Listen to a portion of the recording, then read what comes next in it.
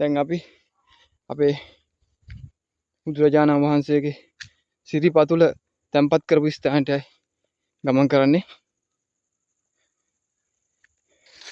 ඒකත් තවත් දුෂ්කර මාර්ගයක්. ගල් පඩි පෙළවල් අපි ඉදි කරන ලද අත්වැටිවල් වල නෂ්ටාවශේෂ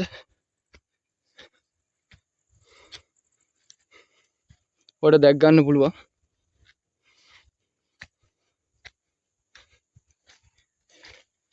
මේ තියෙන්නේ ඒවයි.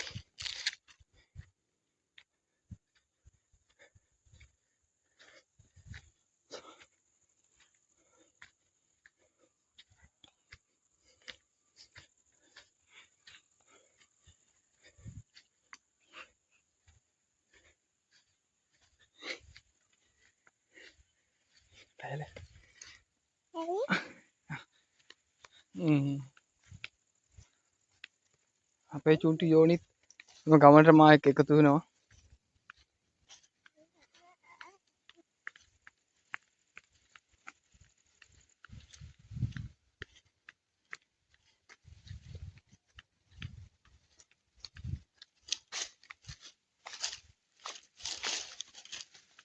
අපි නිර්මාණය කරන ලද මහගිරි දබේ තමයි අපි දැන් තරණය කිරීමට සැරසෙන්නේ.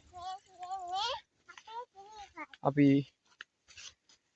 ඒ වෙද්දින අපි පුවක්ලී මගින් පඩිපෙළවල් සාදා නිමවා තිබුණා. හරි අසීරු මාර්ගයක්. අද වර්ෂානිකා ටිකක් ලිස්සන සුළු මාර්ගයක්.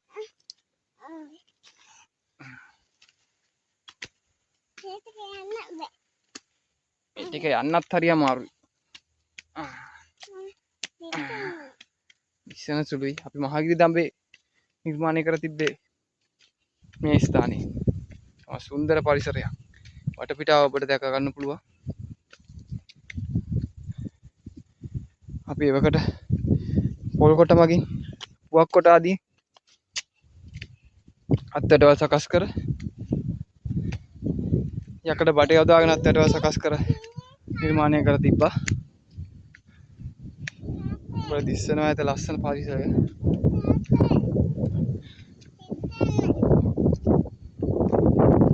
අපි මෙම ස්ථානය තමයි සිරිපතුල තැන්පත් කර තිබ්බේ. මේ ස්ථානයේ මණ්ඩපය සකසා සිරිපතුල අපි තැන්පත් කරනු ලැබුවා. ඔබට පේනවා ඇත වටපිටාව. සුන්දර වටපිටාව. මණ්ඩාවල් ප්‍රදේශයක්.